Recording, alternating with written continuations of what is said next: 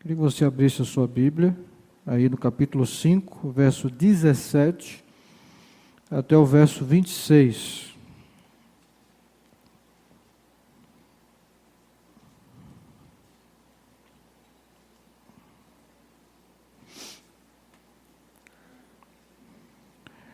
Jesus cura um paralítico.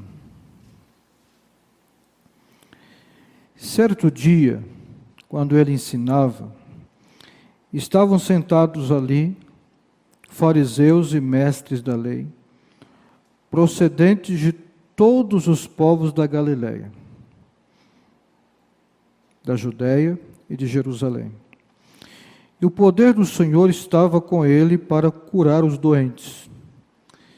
Vieram alguns homens trazendo um paralítico numa maca e tentaram fazê-lo entrar na casa para colocá-lo diante de Jesus.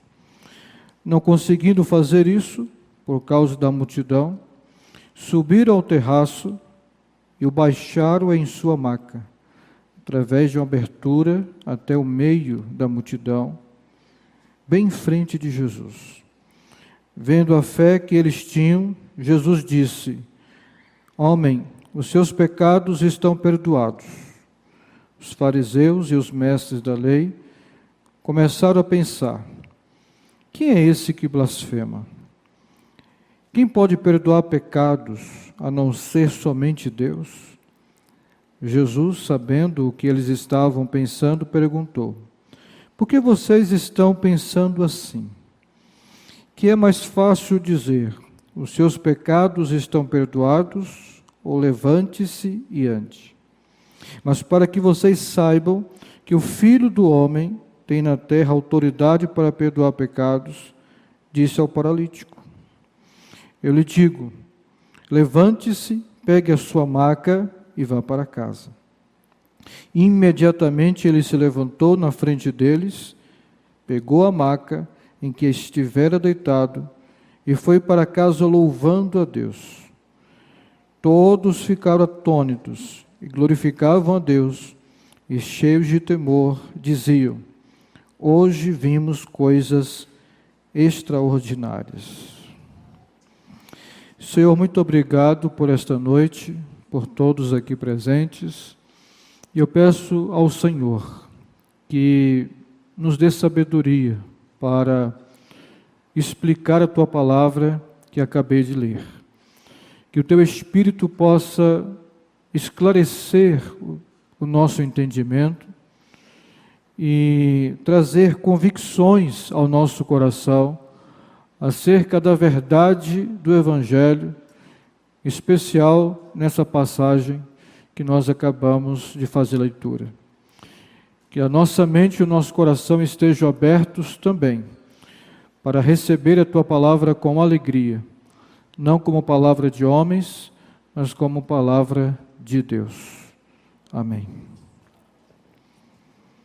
Jesus estava saindo de Cafarnaum, a cidade talvez predileta dele.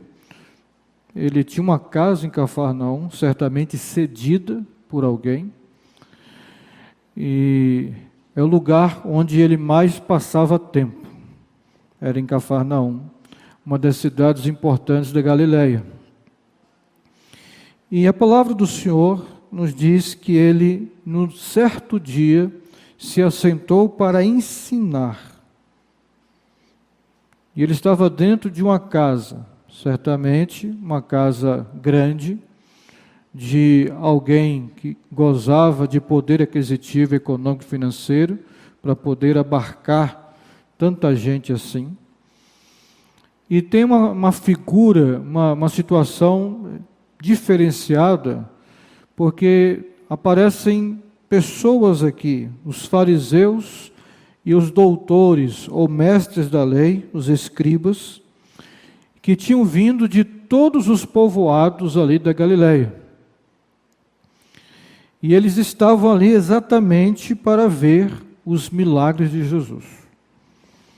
Eles estavam ali para fazer o trabalho deles. Eles eram os responsáveis para combater possíveis charlatanismos no meio do povo judeu. Então havia uma denúncia, né? Pessoas estavam falando, olha, tem um homem aí, um nazareno, que está curando os enfermos, fazendo milagres, e essa notícia chegou até eles. Eles foram lá. E foi bom que eles foram no dia que o texto diz que o poder do Senhor estava sobre Jesus para curar. Não havia dia melhor para eles irem.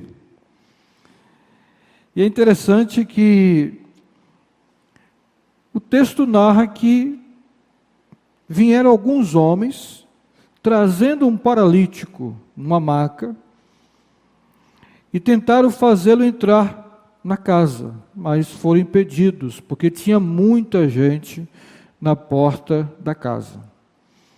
E muita gente dentro da casa também. Mas eles não desistiram.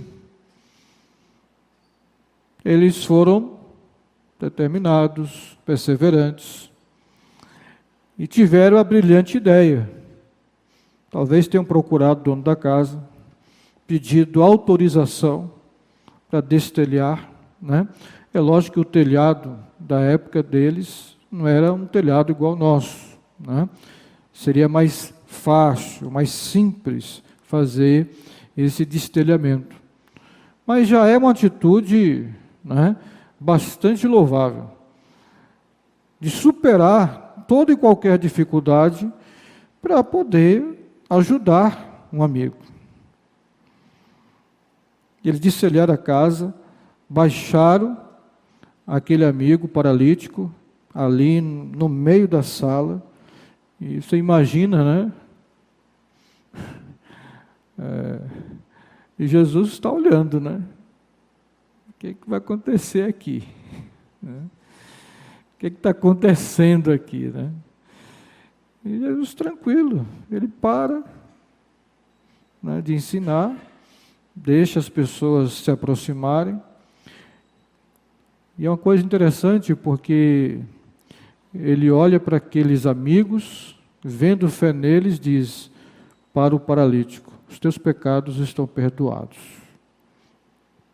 Essa é uma história de amizade, mas também de perdão.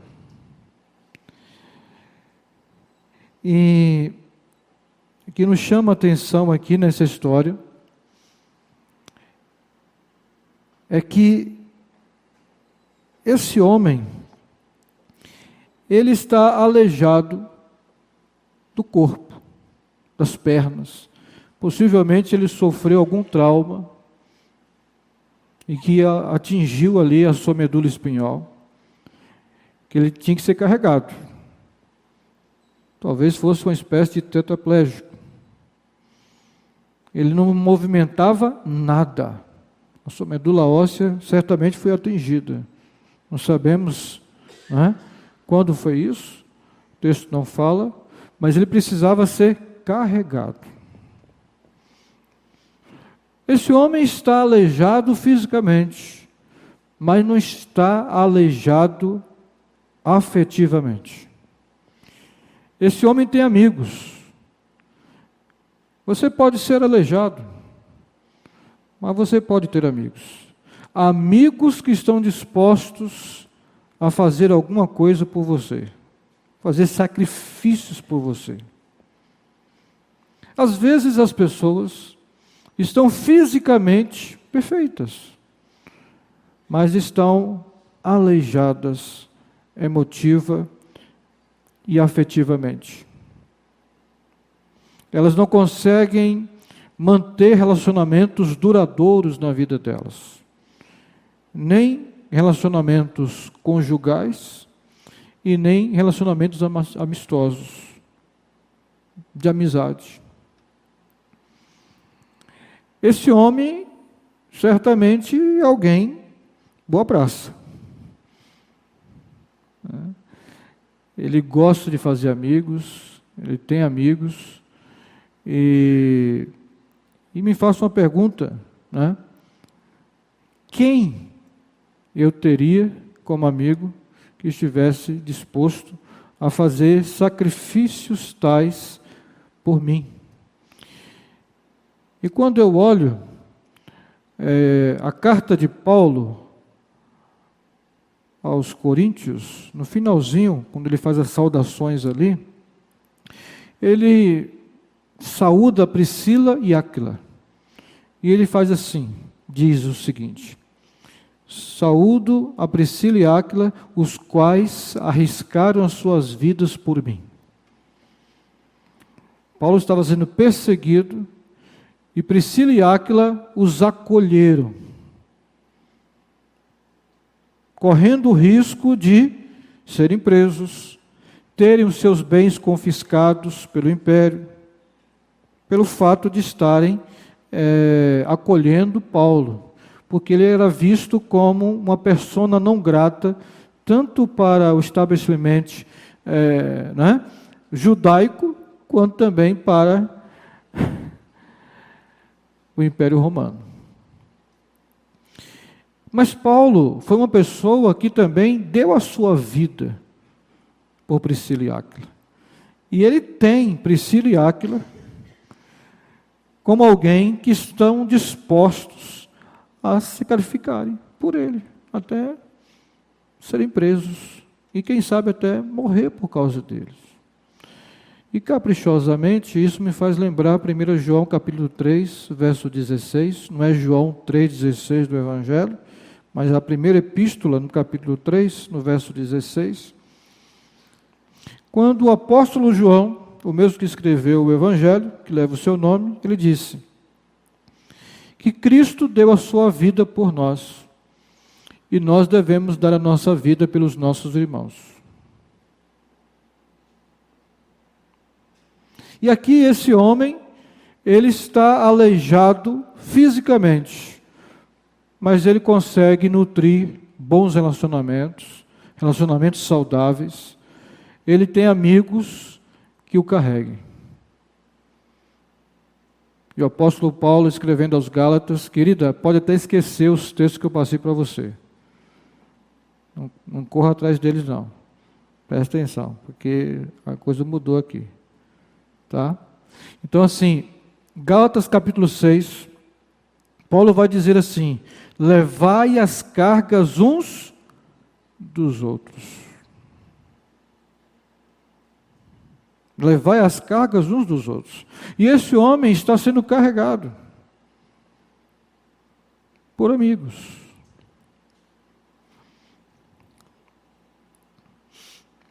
Você tem amigos que você pode contar para carregar você quando você estiver precisando? Segundo, você tem sido um amigo que tem ajudado a um amigo que você diz que é seu amigo e que está passando alguma dificuldade, seja de ordem financeira, econômica, de saúde, conjugal, familiar, não sei. Você é um amigo que esse amigo que você diz que é amigo dele, ele pode contar com você? Você tem carregado esse amigo, ajudado ele nesse momento? O texto diz que, no verso 20, que Jesus viu a fé que eles tinham, não a fé que o paralítico tinha. Mas talvez eles aqui também se incluísse o paralítico. Pode ser. Mas para Jesus foi suficiente. Porque o próprio Jesus já dissera: se tiverdes fé como o tamanho de um grão de mostarda, direis a esse monte, passa daqui para acolá. E assim será feito. Ele não precisa de uma grande fé. Ele precisa de fé. Até porque fica difícil a gente medir, não é, a nossa fé. Mas ele sabe. Houve um momento que o próprio Cristo ficou admirado com a fé de um homem. No Evangelho de Lucas também nós vamos encontrar isso. Um centurião de Cafarnaum.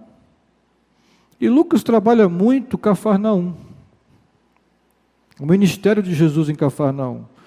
O evangelista João trabalha muito os últimos dias de Jesus em Jerusalém. Mas aqui ele está mais em Cafarnaum, a cidade dele. E o centurião tinha um empregado que estava doente. E ele soubera que Jesus curava. E ele pede que alguns amigos seus, esses empregados, melhor dizendo, vão até Jesus, solicitando que viesse até a sua casa, para fazer alguma coisa pelo seu soldado ali, que estava a seu serviço, sob a sua jurisdição. O centurião era um homem, era um oficial romano, que tinha sob a sua liderança 100 soldados romanos. Por isso que ele é chamado centurião. Mas ele pensou o seguinte: bom, eu sou uma autoridade aqui do Império Romano. Quando eu dou uma ordem para alguém subir, as pessoas obedecem. Quando eu dou uma ordem para as pessoas descerem, elas obedecem, elas descem. Eu acredito na autoridade de Cristo. Eu acho que não é necessário ele vir à minha casa para curar o meu soldado. Mande recado para esses mensageiros para voltarem e diga para eles, para dizerem para Jesus, que não precisa ele se dar ao esforço de vir à minha casa.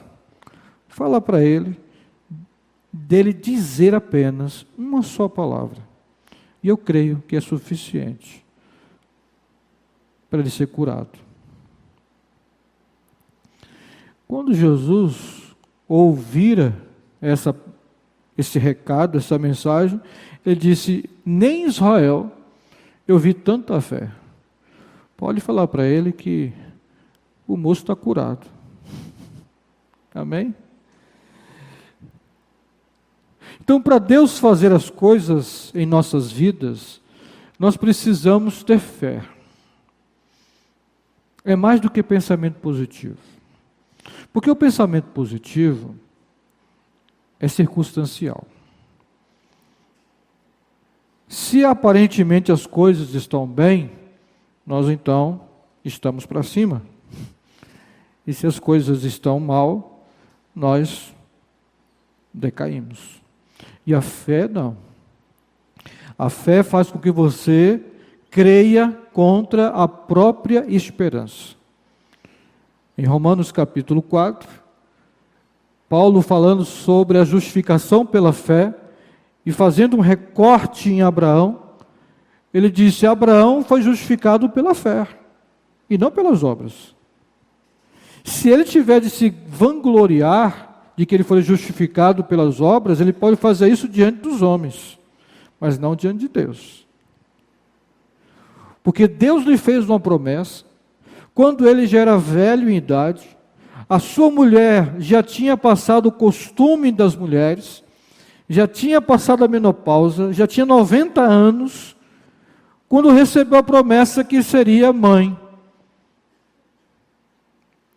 E ele diz assim, Paulo, em Romanos 4, que Abraão creu contra a esperança, porque tanto Sara quanto Abraão disseram para Deus na época, lá em Gênesis 15, Senhor, nós não temos mais expectativa dessas coisas não, já passou, já passou. Aí Deus falou assim, mas vai ter. Ele disse, então tá bom, eu creio, se o Senhor falou que vai ser, então vai ser. Então a fé é a confiança na palavra de Deus, seja essa palavra falada, ou essa palavra que já está revelada e no conjunto da obra aqui, de 66 livros. Então Jesus viu fé neles e disse-lhes, os teus pecados estão perdoados. Muito mais do que uma cura, o perdão dos pecados. Quando aqueles mestres da lei e os fariseus, que eram os guardiões da lei, ouviram Jesus dizer àquele homem: os teus pecados estão perdoados, eles ficaram murmurando entre si. Eles não foram até Jesus questionar, mas eles murmuraram. E o texto diz que Jesus, conhecendo os seus pensamentos, né, porque eles murmuravam o seguinte: quem é este homem? Que blasfêmia! Como ele pode dizer isso? Os teus pecados são perdoados. Esta é uma atribuição exclusiva de Deus. Porque eles não acreditavam que Jesus fosse Deus. Eles estavam certos ao dizerem que perdoar pecados era uma atribuição exclusivamente divina. Mas estavam errados em não reconhecerem Jesus como Filho de Deus. Para eles, Jesus era o filho de José e Maria, que nasceu em Belém, foi criado em Nazaré, estava fazendo milagres e curas. Talvez um profeta. Mais um que tivera se levantado aí. E eles foram lá para conferir se era um profeta levantado por Deus ou se era um charlatão.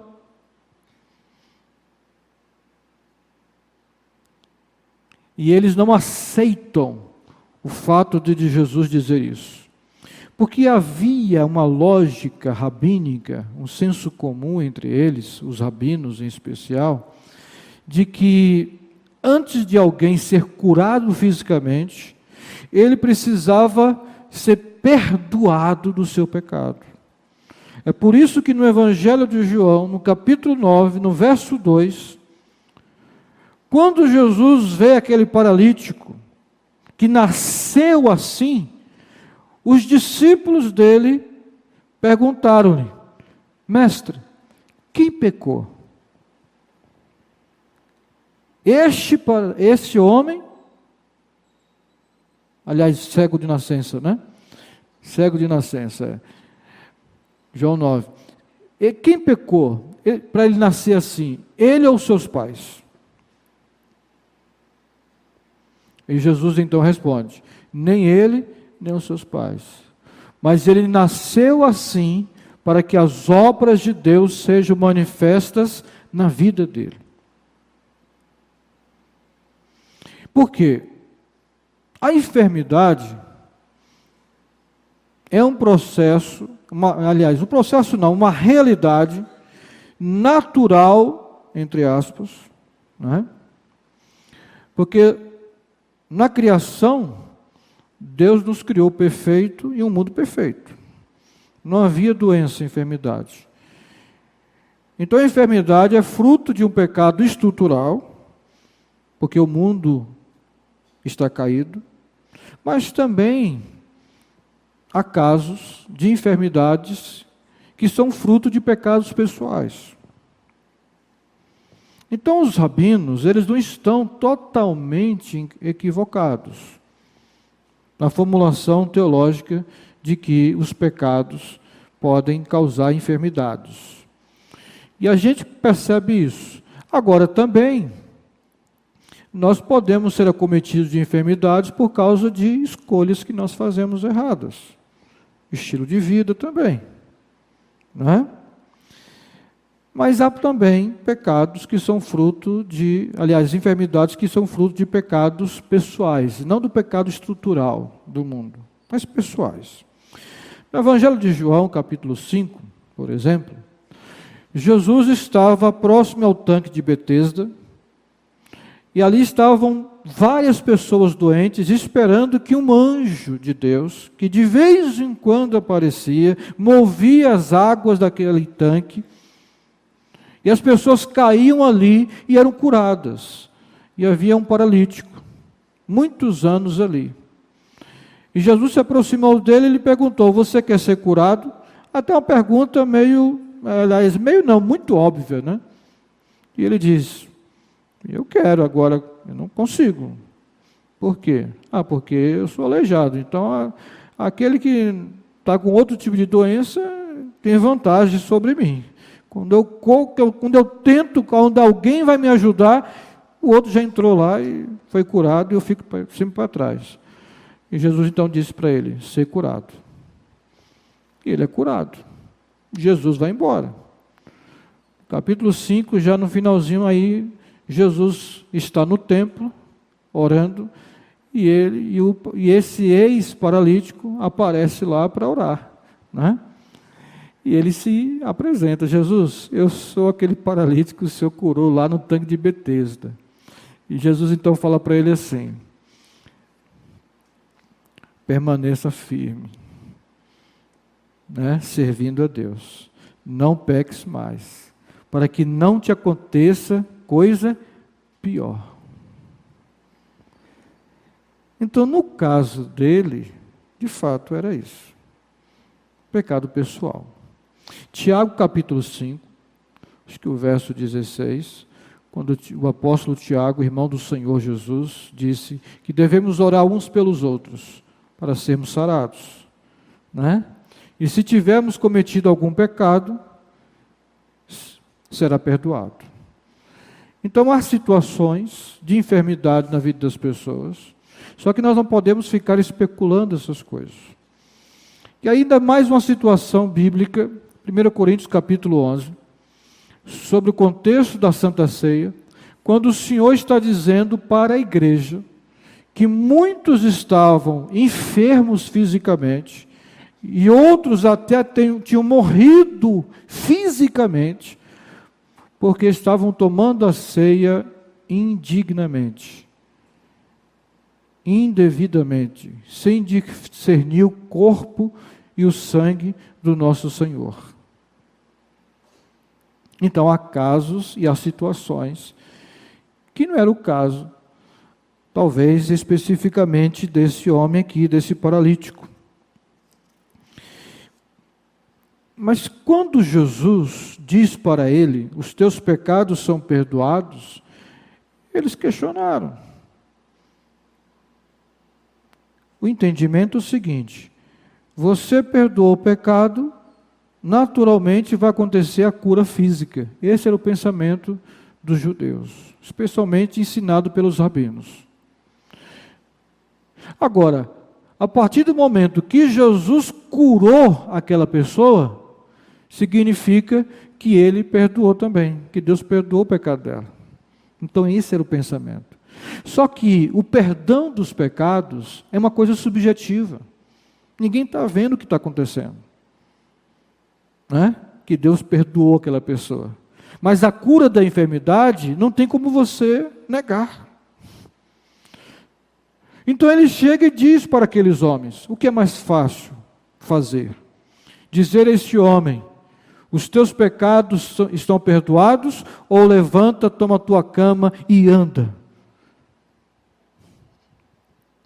Para que vocês saibam que o Filho do Homem, ou seja, eu, né? O Filho do Homem aqui é uma expressão para Filho de Deus também. Para que vocês saibam que o Filho do Homem tem poder para perdoar pecados, eu digo a este homem: toma a tua cama, a tua maca, né? Levanta e anda.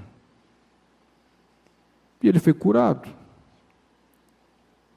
Só que Jesus não apenas anunciou o perdão dos pecados. 1 Samuel capítulo 12, Natã, quando Davi reconheceu o seu pecado de adultério e homicídio, e Natã foi levantado por Deus para confrontar o pecado do rei de Israel, e ele se arrepende quando ele é confrontado do seu pecado, Natã faz a seguinte declaração para ele: Deus perdoou os teus pecados. Por quê? Porque o profeta não tem poder para perdoar pecados.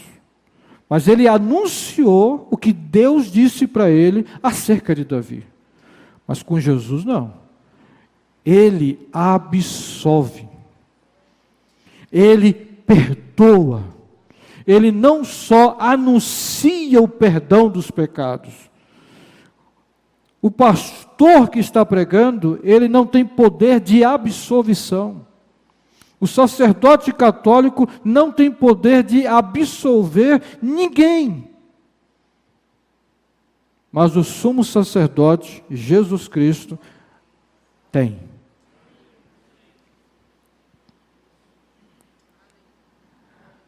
Você, ao conversar, aconselhar um coração, uma consciência culpada, você pode oferecer para ela esperança de perdão,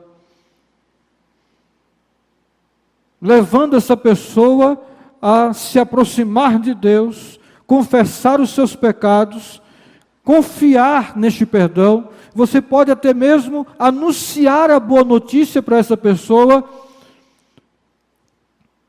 de que ela pode receber perdão para os seus pecados e para a sua consciência culpada. Mas eu e você não temos poder de dizer o que Jesus disse. Os teus pecados estão perdoados. Então ele está dizendo assim, conforme o Salmo 103, que Deus é aquele que sara a nossa enfermidade e perdoa a nossa iniquidade. É como se ele estivesse fazendo uso das palavras de Miqueias, capítulo 7, verso 19. Mais uma vez o Senhor vai ter compaixão de nós, vai pisar nas nossas maldades e vai lançar todos os nossos pecados nas profundezas do mar. Ou seja, não vai mais lançar no nosso rosto. Está perdoado. Onde estão os teus acusadores, mulher? Senhor, todos se foram. E tu, o que dizes acerca de mim? Vais me condenar? Vais me apedrejar? Em João capítulo 8, verso 10, está a absolvição da mulher adúltera. Eu também não te condeno. Você está perdoado. Vá em paz. E não peques mais. Ou seja, não volte a cair neste pecado. Não se lambuze nele. Não brinque com ele. Não flerte com ele. Esqueça isso da sua vida. Viva como uma mulher absolvida.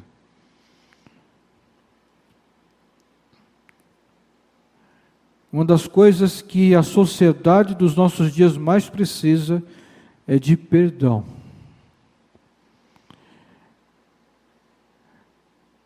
Porque os medicamentos podem até oferecer uma noite de sono.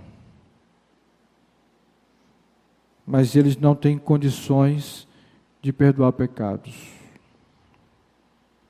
Só Cristo. E este homem foi a pessoa certa. E a gente vê aqui a importância de nós termos amigos que nos levam a Jesus, que querem o nosso bem.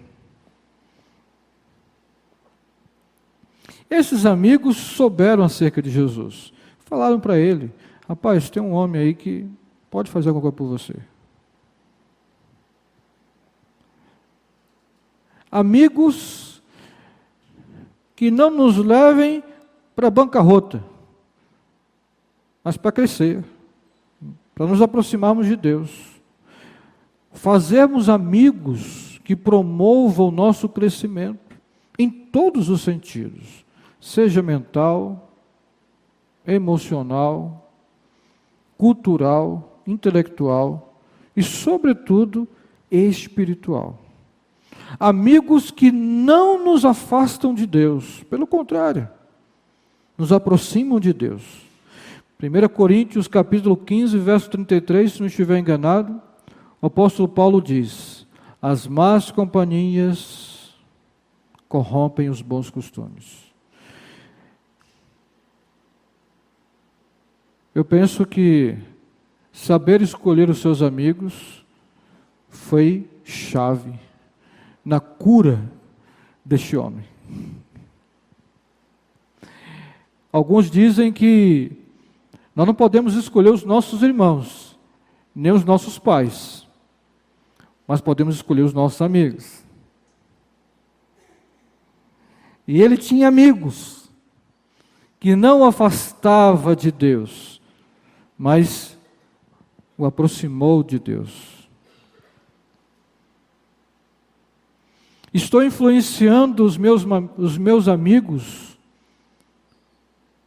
com a minha vida cristã? As pessoas em volta de mim estão conhecendo a Jesus por causa de mim? Quando os meus amigos estão com problema, eu apresento Jesus como a resposta para a vida deles?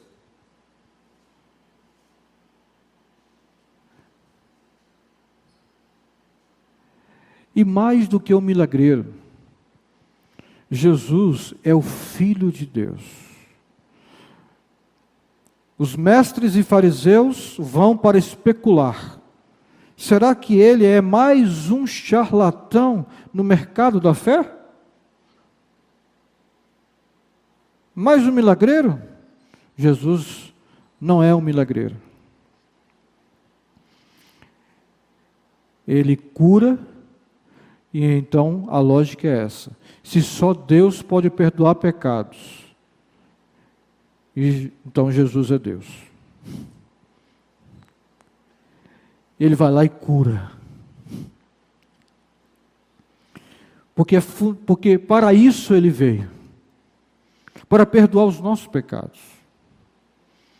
Inclusive, em Mateus capítulo 1, verso 21, o anjo anunciou a Maria que o nome do menino seria Jesus, porque ele salvará o seu povo dos seus pecados.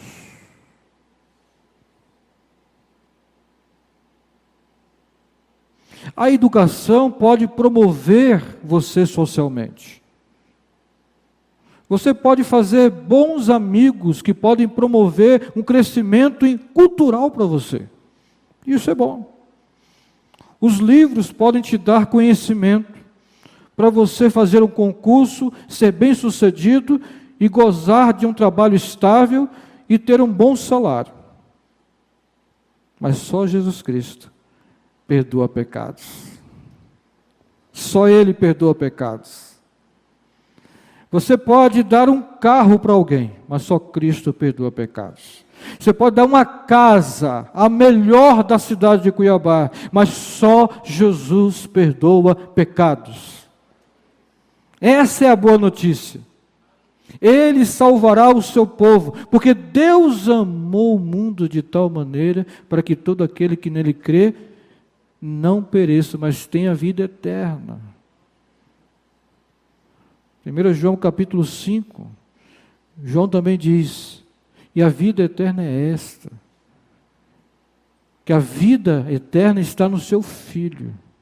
E quem crer no Filho de Deus tem a vida eterna. Em Romanos capítulo 10, Paulo está falando da importância da fé, da pregação do Evangelho e da fé. E ele diz assim, se você crer com seu coração que Jesus Cristo morreu e ressuscitou, e você confessa isso, você será salvo. Romanos 10 está aqui? Não está bom.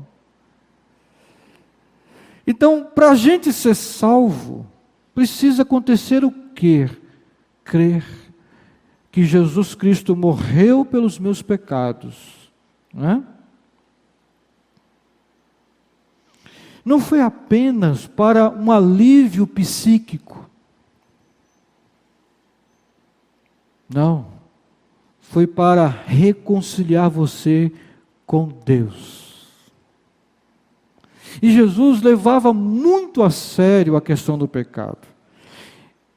Quando ele viu fé naqueles homens para serem perdoados, não apenas para serem curados, porque o Evangelho também nos fala de 10 leprosos que se aproximaram de Jesus e gritaram: Filho de Davi, tenha misericórdia de nós.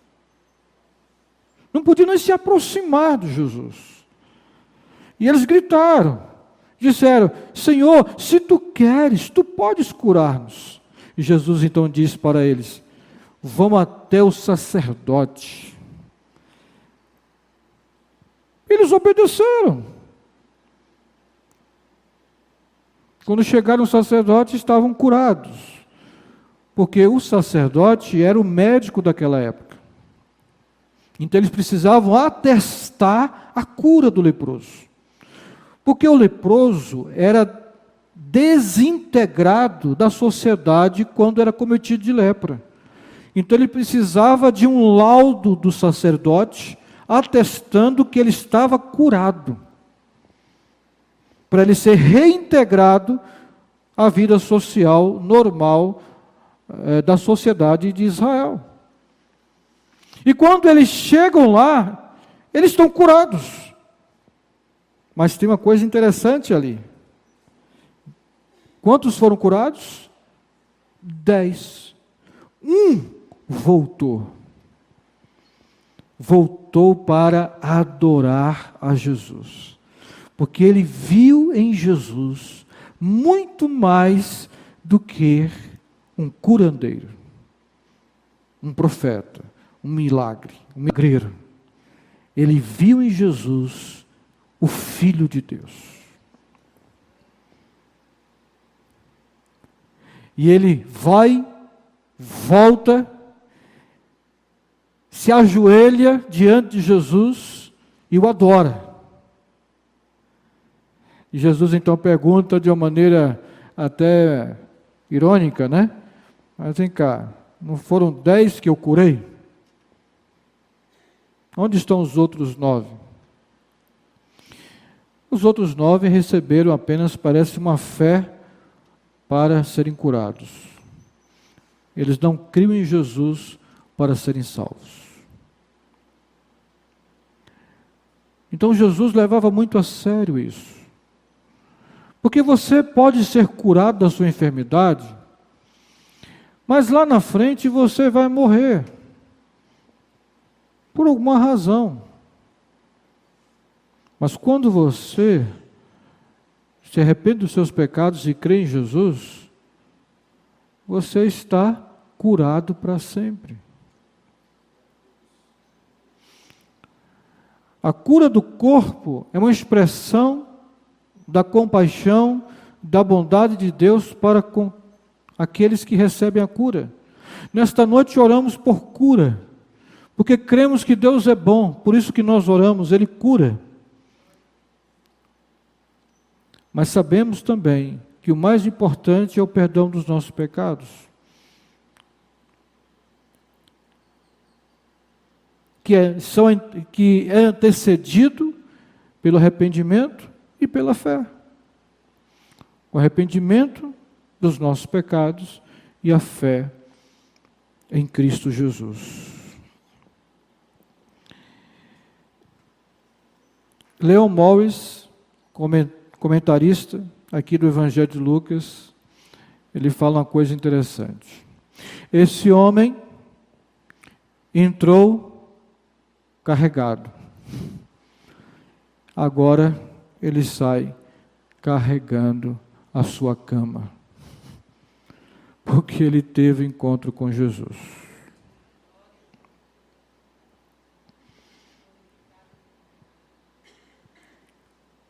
Cuidado, porque todo aquele que tem encontro com Jesus, a vida dele nunca mais será a mesma.